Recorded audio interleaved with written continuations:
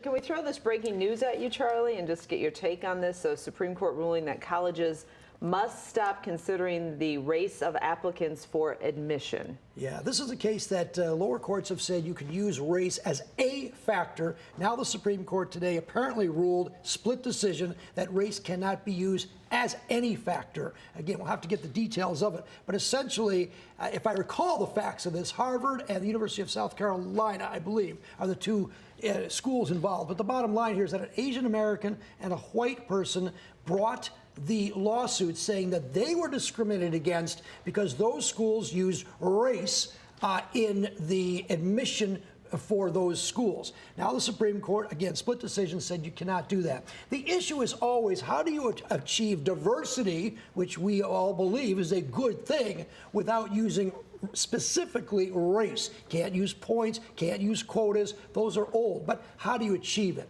So some people say place, not race, maybe where you live, poverty, which is not a protected category, as race is. So, you know, if we want more women in school, can the Supreme Court say we're going to give preferential treatment to women? That's no good. You can't give preferential treatment to a category that's protected otherwise. And that's, like, again, without reading the opinion, but the lower courts have ruled that way. And again, I realize I'm summarizing it, so you law professors out there, I'm trying to make it easy to understand, because it's a difficult subject, obviously. The Supreme Court took it up.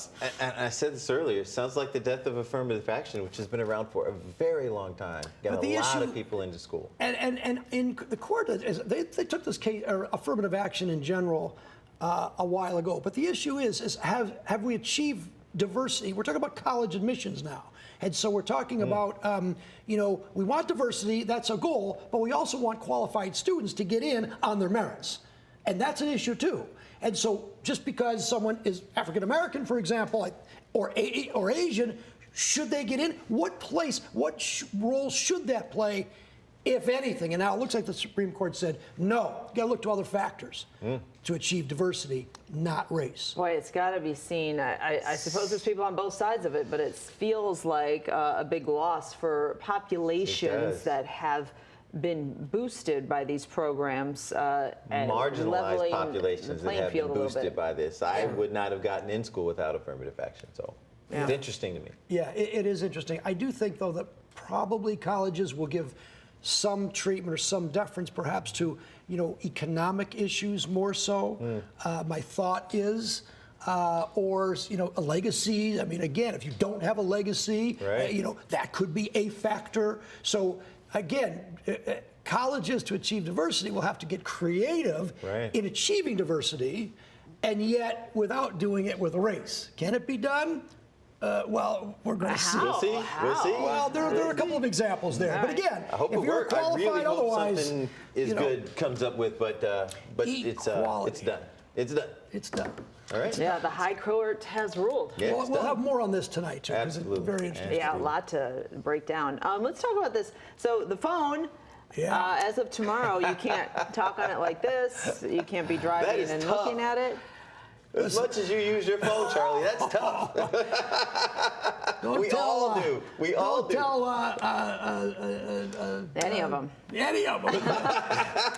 State Police Shaw, by any name comes to mind. Hey, Lieutenant. Lieutenant Shaw, yes, I didn't want to say his name. Bestie. Listen, I use my phone a lot, and apparently, as I understand the law now, which did pass, it's, you know, it's protect safety, obviously. We know about that, and that's always a good rule. But you cannot use your phone at all, even at a red light or at a stop sign. Wow. So that seems excessive, doesn't it? Because you get to a red light and you're like, okay, I'm going to map this out real quick. So how many times have you been And then behind someone? green. I know. It turns green. Go. Before you, I the person's know. on the phone. So I think that's the issue. Pull over. Two exceptions, though. A 911 call. An emergency call, apparently you can use your phone, and then I understand, of course, voice is okay. You can push a button on your car, assuming you have that, and say, call Ryan Armani or something like that. Counselor, what's the definition of emergency? What if it's an emergency pizza run? Well, Tell it to the judge. It's discretion. I don't know if that's going to fly. I don't know if that's going to fly. Right. But we'll see. But it goes into effect tomorrow. Just don't use your cell phone. Pull over. And, you know, there's all kinds of fines. Learn the voice activation. Right. Learn how to make that happen. But how closely will this be policed? Well, now it's a primary offense. So if you're driving and a police officer sees you on the phone, you can be pulled over for that. So before you had to be speeding or swerving or whatever. Now doesn't matter. Nothing to do with the new cameras on Woodward, though. I mean, It's got nothing to do with cameras on Woodward. We're taking a break real quick. Okay, we're going to take a quick break. When we come back, we'll talk about those cameras briefly and some other things happening Got it. in the legal world. All right. Good stuff, Charlie. All right, so we're just analyzing the Supreme Court decision a little bit more. But in the meantime, these cameras we talked about it in the beginning of the show, cameras going up on Woodward seems to be not a policing issue, but more of a diagnosing traffic situations. Yeah, study issue. I think Wayne State is part of this federal program along with the city of Detroit. They're going to put cameras, so to speak, on Woodward, 40 of them, to study driving patterns. Not unlikely, I think they do that now when they develop stop signs and speed limits and all kinds of things. These are AI cameras, so whatever that means, AI is all over the place now. AI is going to replace maybe us. Different, Charlie, this is different from what we talked about last week, though, cameras going up in construction zones to give tickets. Correct. These are just for study. So as I understand it, it will not be used for a ticket. You can't get in trouble if you happen to be on the camera. There's no audio, so they can't hear what you're saying, and they cannot identify the driver. They only identify the car. Now, by the way, police have these all over. They don't want to tell you about that because they can read license plate numbers on cars, and many, many crimes are solved because of this type of technology. Now, as I understand it, Wayne State and the feds, transportation people, they want to study driving patterns, and if you're going to make a right turn and hit someone, things could go off in your car and that type of thing. So it's a study type of thing as opposed to a legal. So it'll never be I got a ticket. Hey, I got a ticket. Thank you, everybody. That's good. Never say never. That's funny.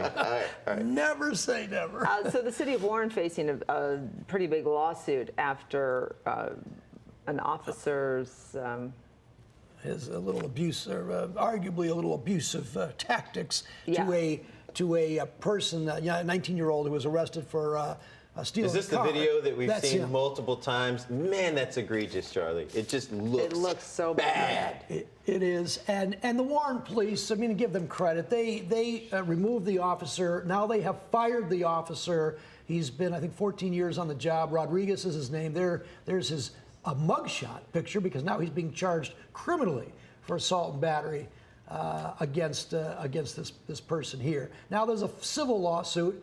And the civil, they want $50 million or so. So there are two kind of issues in this case from a civil point of view. Number one, the officer, you're going to hate this, is they have a qualified immunity. We talk about governmental immunity against school districts. The general rule is you can't sue the king in the old days. The newer day, you can't sue school districts. We've seen that in Oxford. Police departments have a qualified immunity. So the plaintiffs, the person there is going to have to show that there was gross negligence by the officer and that this was the proximate cause of his injuries. Now, I don't want to get too legal on it, but there is going to be an issue as to whether or not the officer could do what he did and yet claim the benefit of immunity. I don't think it's going to happen. For assault charges, Charlie, what are the possible sentences? So that's on the criminal side of it. The criminal side, for assault. It's a misdemeanor, 93 days in jail. That's it? That's it.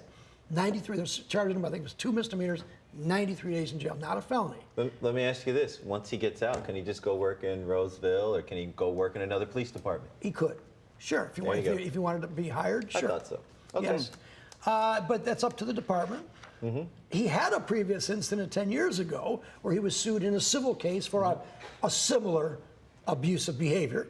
And yet, whatever happened with that case, not sure. Charlie, and here he is again. When I look at that video, it's so disturbing what he's doing, and then you also see 2 other officers who are seemingly not intervening, which is somewhat shocking in 2023.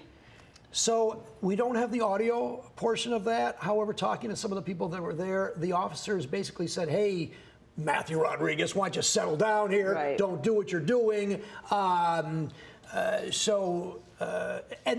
were the ones that reported it to the authorities, those two. Right. So I know this all happened when we're talking about 8 seconds or so, but it doesn't matter. Yeah. Doesn't matter. Yeah. And they got to back up their guy because they don't know what happened. They probably just turned around, saw something happening, and then went to subdue the possible perp, and then they saw that he was doing even more, and then they said stop. So The guy wasn't the handcuffed. one guy is who I'm blaming here, not the other two right now. I think it was right not to charge against the other two. Yeah. But certainly this officer, I mean, even the Commissioner Dwyer Kept for punching him in the head. He was removed him right then and there. Yeah. And now Yeah. they fired him formally. There's processes they have for that. Yeah. And now he's going to be sued. Let's see what happens with this lawsuit. Interesting. What do you got tonight on Let It Rip, Charlie? Well, we are going to talk about the air quality. That is a big issue there. How can we stop it? Where's it coming from? What's going on with that?